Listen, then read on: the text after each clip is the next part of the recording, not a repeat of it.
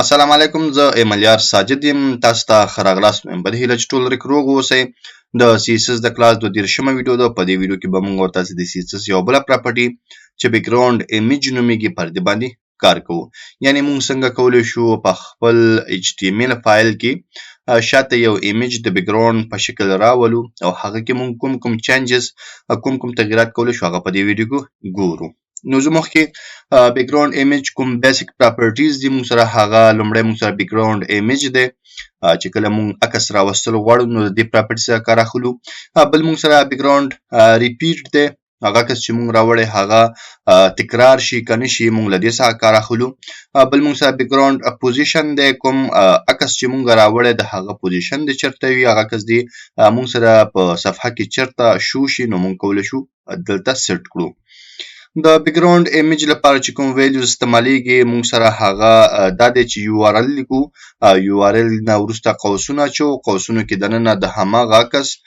چې موږ دلته راوستل غواړو د هغه پات لیکو. یعنی کوم ایمیج چې موږ راوستل غواړو د هغه مکمل ادرس دلته لیکو، له هغه نه وروسته به زموږ هغه عکس په صفحه کې شو کیږي. لکه تاسو په دې مثال کې ګورئ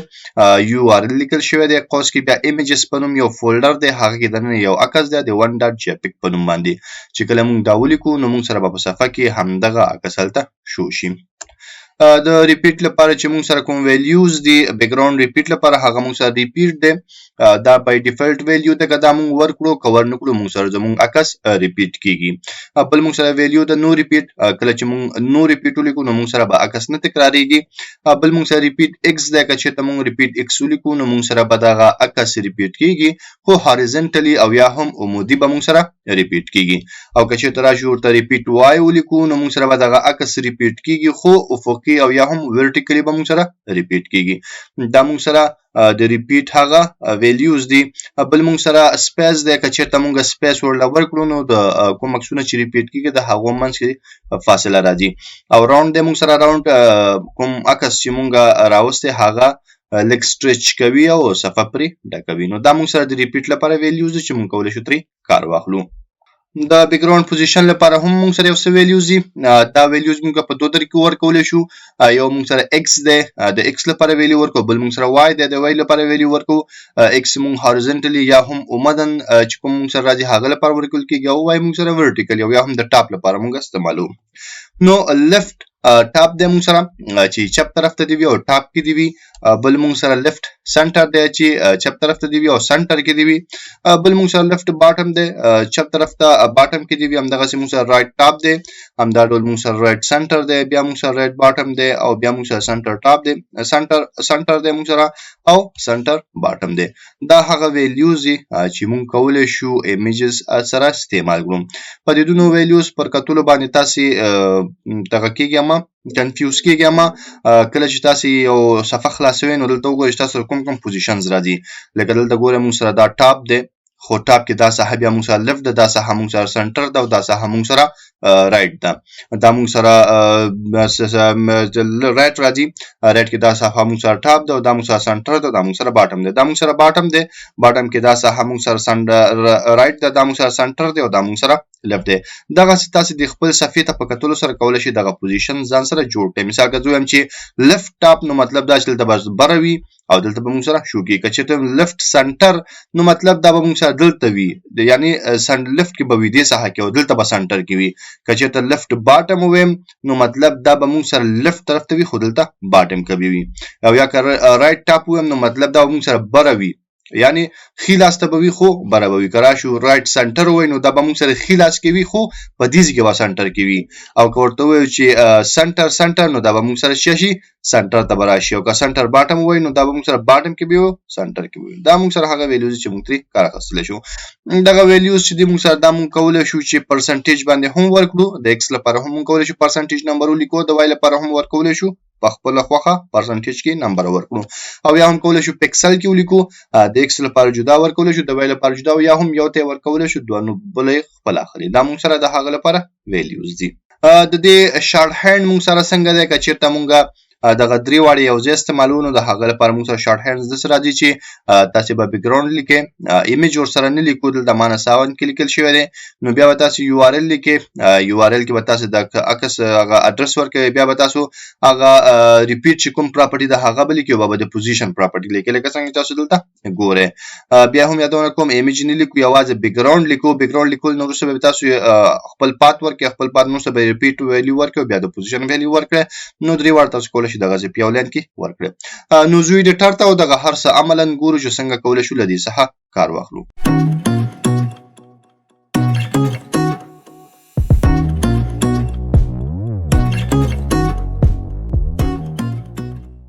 نو لکه څنګه چې تاسو ګورئ یو ځل بیا هم زه خپل ایډیټر کې یم دلته ما یو فایل اخیسته د بیک ګراوند ایمیج ډاټ ایچ ټي ام ایل په نوم باندې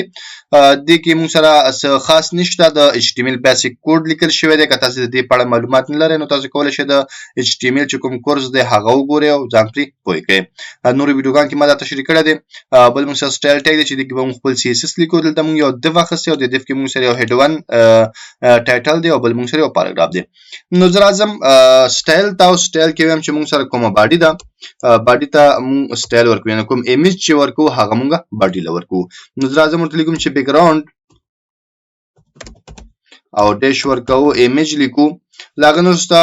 کالنه چې ورته لیکو چې یو آر ال یعنې کوم ځای کې تاسو سره عکس موجوده د هغه اډرس به ورکوئ نو ځکه تاسو ته عکس وښیم دلته ما سره په همدغه فولډر کې یو فولډر دی د ایمیجز په نوم باندې او په دې ایمیجز کې موږ سره یو ایمیج دی د css ډاټ جپیک په نوم باندې نو زه راځم کوم څه چې موږ سره موجود دی لومړی موږ سره یو فولډر دی د ایمیجز په نوم باندې نو زه ورته ایمیجز لیکم او ایمیجز کې دننه موږ سره یو فایل دی د css ډاټ جپیک په نوم باندې اوس چې کله موږ دا سیف کړو سیف کول نو سره شو خپل براوزر ته ریلوډ کړو نو تاسو ګورئ چې کوم عکس موږ سره هلته موجود و هغه موږ سره په دې طریقې سره دلته راغی او څنګه چې تاسو ګورئ د هغه موږ سره تکرار شوی دی که چېرته زه دا لږ زوم آوټ هم کړم نو څومره چې تاسو زوم آوټ کوئ هغومره به دا عکس تکراریږي او ستاسې صفحه به پرې ډکیږي دا موږ سره د ایمیج د راوستلو هغه طریقه ده بل موږ ویلو چې دې سره موږ زموږ لپاره یو بل پراپرټي ده د ریپیټ نو راځو پر هغه باندې کار کوو بیک ګراوند ایمیج نه وروسته زه راځم ورته لیکم چې بیک ګراوند او له هغه نه ډیش ورکوو ریپیټ ورته لیکو ریپیټ کې چې موږ سره بای ډیفالت کوم ویلیو راځي هغه ریپیټ دی که موږ ریپیټ ولیکو که ونه لیکو زموږ عکس به ریپیټ کیږي خو زه راځم ورته نو ریپیټ لیکم کله چې موږ ورته نو ریپیټ ولیکو او سیو یې کړو راشو دلته ریلوډ کړو نو تاسو به ګورئ چې زموږ هغه کوم عکس دی هغه ریپیټ چې دی هغه موږ سره ختمیږي او ریپیټ کیږي خو که چېرته تاسې غواړئ چې ستاسې عکس ریپیټ شي خو هارزنټلی او یا هم عمودي ریپیټ شي نو د هغه لپاره بیا تاسې کولی شئ دلته راشئ او موږ سره چې کوم ویلیو ده دا به تاسې ورته ولیکئ چې ریپیټ او ایکسپورټ ته ولیکئ سیف به کړئ چې کله راشي ریلوډ نو ستاسې ګورئ عکس به تاسو سره عمودي او یا هم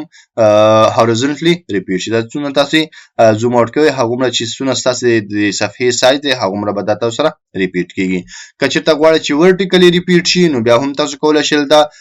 ریپیټ نه وروسته ډش ورکړئ او ډش کې بیا تاسې د ایکس پر ځای وای ولیکئ سیف یې کړئ چې کله راشي ریلوډ یې کړو نو تاسې به ګورئ چې زموږ کوم عکس دی هغه موږ سره افقي طریقې سره ریپیټ شو زموږ صفحه همدې پورې ده نو موږ سره دوه کس راغله که چېرته زه راشم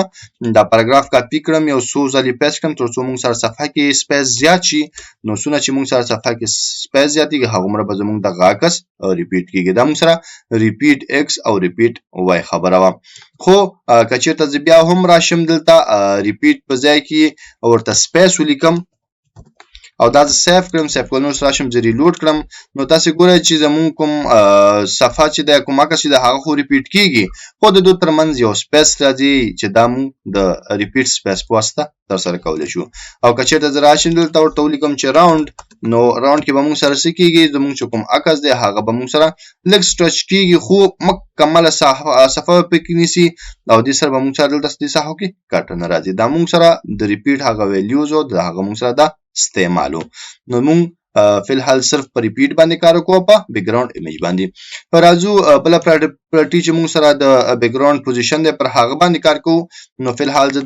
دا ورته نو ریپیټ کوم ځکه موږ سره چې کوم پراپرټي ده هغه په دې کې ښه کار کوي نو ریپیټ دلته موږ سره ماینس پاتې سیف او ریلوډ نو دلته موږ سره عکس فی الحال نه ریپیټ کیږي زه راځم ورته وایم چې زموږ کوم بیک ګراوند دی د هغه چې کوم پوزیشن دی هغه ماته سیټ کړه. مثال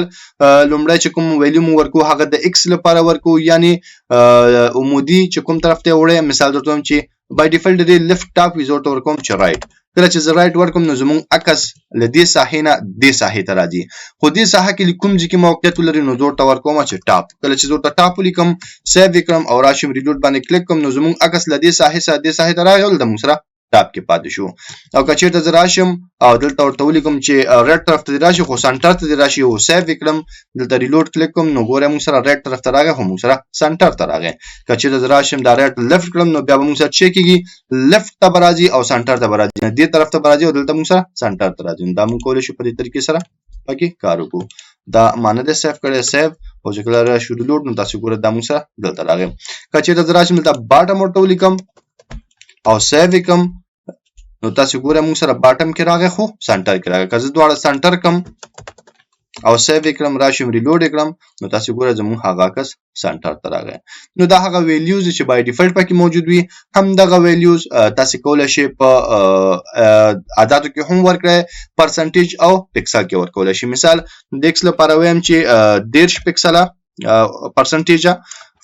10% یعنی موږ سره هارزنټلی راشه نه دې طرف نه راشه، او مثال 50% موږ سره ټاپ نه راشه. سیو وکړه ریلوډ نو تاسو سره چې کوم ویلیو تاسو ورکړی هماغه ته په کتلو سره بس تاسو عکس مخکې ځي. که زه راشم دغه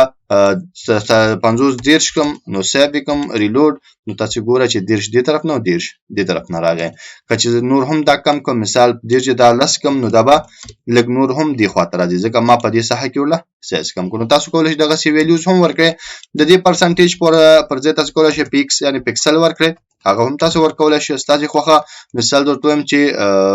هارزنټلی د دې چې کوم اندازه دا د موږ سره 300 پکسله مخکې لاړ شي، او برنه یعنی ورټیکل چې دی دا موږ سره 600 پکسله لاندې راشي. سیو وکړه چې کله ریلوډ کړو نو د 300 پکسله به دې طرف نه والي او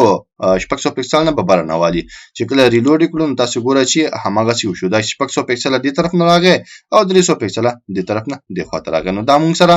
پکسلز باندې د دې ویلیو چې مونږه ورکولی شو. اوس که دغه درې واړه ویلیو مونږ غواړو په یو لاین کې ورکړو نو شارټ هینډ استعمال کړو، نو هغه به مونږ څنګه کوو؟ دا تاسو ګوره مونږ دلته 3 ویلیوز ورکړي، که چېرته غواړو دا ټول یو ځای استعمال کړو نو د هغه لپاره مونږ داسې کوو چې دا ټول ختمو، یوازې بیکګراوند پرېږدو. کله چې بیکګراوند پرېږدو کالن اچو نو راځو لومړی د دې ایمیج اډرس ورکوو، نو ورکوم چې URL او له هغه نه وروسته چې کوم سره اډرس د ایمیجز په نوم یو فولډر دی، هغه کې css.jpg په نوم یو فایل دی. له هغه نه وروسته د ریپیټ ویلیو ورکوم چې نو ریپیټ یعنی می ریپیټ کوه، او بیا موږ سره د پوزیشن دی، پوزیشن کې ورته لیکم چې سنټر ټاپ، دا ورته لیکم سیو کول. نو چې کله راشو ریلوډ نو تاسو ګورئ چې موږ سره ایمیج هم راغی، ریپیټ هم نشو او ټاپ کې راغی خو سنټر کې راغی. نو تاسو کولی شئ په دغه طریقې سره په یو لاین کې هم له دې نه کار واخلئ. او اوس که تاسو ته څوک ووایي چې د یو نه ډېره کس راوستل غواړو، په هغه به موږ بیا څنګه کار کوو؟ نو د هغه لپاره زه دا ټول انډو کوم، پخوانی چې کوم سیټ اپ دی هغه راولم. د هغه لپاره به تاسو داسې کوئ چې کوم ځای کې تاسو د اډرس ورکړی هلته به تاسو کاما واچوئ. کاما اچول نو بیا هم تاسو URL ولیکئ او بیا به قوس شروع کړئ، بیا به د یو عکس اډرس ورکړم. مثال وایم چې ایمیجز په نوم کې فولډر دی او دلته موږ سره یو بل فایل دی logo.jpg په نوم باندې. نو زه دا سیو کوم او کله چې راشو ریلوډ کو نو کوم عکس چې موږ سره logo.jpg دی، زه ګورم کېدای شي ساوه شوي اوسو. logo.jpg دا پوزیشن به ترې لرې کو، سیو دا وګوره. نو هلته موږ پوزیشن ورکړی نو دا عکس ډېر زیات لاندې راغلی و. نو دا موږ سره وګورئ لاندې بل عکس هم راغی، ځکه دلته موږ جدا ورته URL ورکړو. نو څونه عکسونه چې تاسو راوستل غواړئ صرف دلته کاما واچوئ، کاما اچول نو بیا تاسو دلته ورته بل URL والئ. خو دلته اوس خبره ده که چېرته زه دا نو ریپیټ لیکم، دا یو ځلې ما چې لیکلی دی دواړو عکسونو ته اپلای شوی دی. دا ګوره دا هم نه ریپیټ کېږي او دا هم نه ریپیټ کېږي. که چېرته زه راشم دلته پوزیشن هم ورکم، مثال ورته وایم چې دا د موږ سره سنټر کې دی وي خو چېرته ټاپ کې دی وي. سیو وکړم او دا ریلوډ کړم نو موږ سره دواړه سنټر ته کېږي او ټاپ ته کېږي. خو که چېرته زه اوس وغواړم چې دا دویم عکس چې دی دا لوګو چې دا لیفت ته راشي نو د هغه لپاره به بیا دلته تاسو څه کوئ؟ دلته به هم هماغه طریقې نه کار واخلئ که ریپیټ کې کوي او کدی کې مثال زویم چې دا لوګو د مونږ سره تکرار شي نو تکرار لپاره بیا هم تاسو کاما چې کاما نو ورسره تاسو ورته لیکئ چې ریپیټ کله چې دا تاسو ولیکئ او دا سیف کړئ نو تاسو سره به دا لوګو ګوره ریپیټ کیږي خو دا به نه ریپیټ کیږي ځکه د لومړنۍ ویلیو د لومړنۍ یو آر ال لپاره استعمالېږي او سیکنډ ویلیو د دویم یو آر ال لپاره استعمالېږي همدا ډول دلته هم کولای شي مثال راځم دلته هم نو ریپیټ لیکم یعنی دا د هم ریپیټ نشي مونږ سره او راځم د پوزیشن ورکوم دا چې کوم پوزیشن ورکو دا هم کولای شي کامه واچو کامه نو ورسره بیا د پوزیشن ورکو مثال ورته چې زمونږ دا کومه لوګو دا لوګو د سنټر ته نیو دا لیفت ته وی نو دلته لیکم چې لیفت او دلته لیکم چې ټاپ یعنی برا لیفت دی وی نو کله چې دا لوډ کړم نو تاسو ګورئ چې دلته ستونزه ده او ستونزه دا چې دلته مونږه نو دوه ځله لیکلې سیف او راشو ریلود نو دا اوس ګوره زموږ چې کومه لوګو هغه چپ طرف ته راغی او زموږ دا بل عکس شو هغه موږ سره ټاپ سنټر راغی نو په دغه طریقه تاسو کولای شئ دغه عکسونه ډیر راوړئ او هغه ته جدا جدا ویلیو ورکړئ کله تاسو فکر وکړئ دغه عکس بره دی او د لاندې دی دا په همدغه ترتیب راځي دا تاسو نشئ کولای که چېرته تاسو مخکې وروسته کول غواړئ نو دلته به تاسو دا لیکئ دا به څنګه لیکئ دا عکس به دلته لیکئ او د دې اډرس به هلته لیکئ یعنې مخکې وروسته کې تاسو سره به دا هغه مسله حل شي نو دا موږ سره د بیکګراوند ایمیج هغه پراپرټیزو په دې هیله چې پر درس پوه شوي اوسئ که بیا هم څه پوښتنه وي څه غوښتنه وي تاسو کولی شئ ما له کمنټ پرېږدئ تر بیا چې زه راځم تاسې په خدای سپارم ما په دعاګانو کې یاد ساتئ د خدای په امان